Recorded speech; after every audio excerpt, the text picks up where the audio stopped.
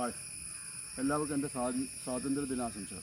ഞാൻ എൻ്റെ പയറിന് അരിക്കേറ്റി വളരും. ഇത് പണ്ടത്തെ കാലത്തിലെ കനകമണി ചെണ്ടാട്ടപ്പയറിനൊക്കെ പയറിൻ്റെ വേറൊരു ടൈപ്പാണ്. നല്ല ടേസ്റ്റുള്ള പയറാണ്. ഒരു 10 മണി 12 മണിക്കൊരു പയർ ഒരു കോച്ചിലുണ്ട്. അങ്ങനത്തെ ടൈപ്പ് പയറാണ്. അത് കൃഷിഭവൻ തന്നൊരു പയർ വിത്തുനിന്നാണ് ഉണ്ടാക്കുന്നത്. Hybrid any. അപ്പോൾ അതിൻ്റെ രണ്ടാമത്തെ വിത്തുനിന്നാണ് ഞാനിപ്പോൾ ഇത് ഉണ്ടാക്കുന്നത്.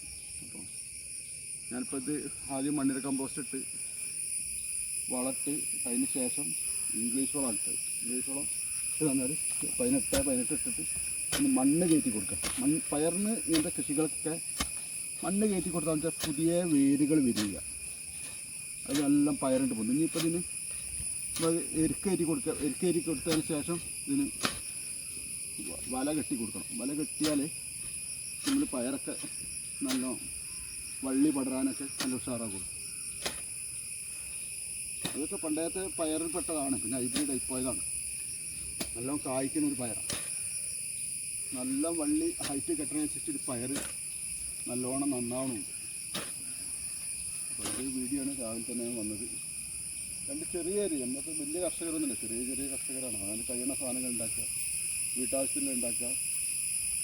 ബാക്കിയുള്ള സാധനങ്ങളൊക്കെ ഈ പടവലൊക്കെ ഞങ്ങൾ ബൾക്കായിട്ട് ഉണ്ടാക്കുക. അപ്പോൾ ഇപ്പോൾ ഉണ്ടാക്കാൻ പറ്റാത്തതിനോടാണ് ഇങ്ങനെ ചെറിയ കൃഷിയുണ്ട്. തടിക്കൊരായാസമാണ്. അപ്പോൾ ഒരാളിവിടെ പാഞ്ഞെടുക്കുന്നുണ്ട്. ബാക്കിയൊക്കെ നശിപ്പിക്കുകയാണ്. ഒന്നും ചെയ്യാൻ പറ്റില്ല, പറഞ്ഞിട്ട് കാര്യമില്ല.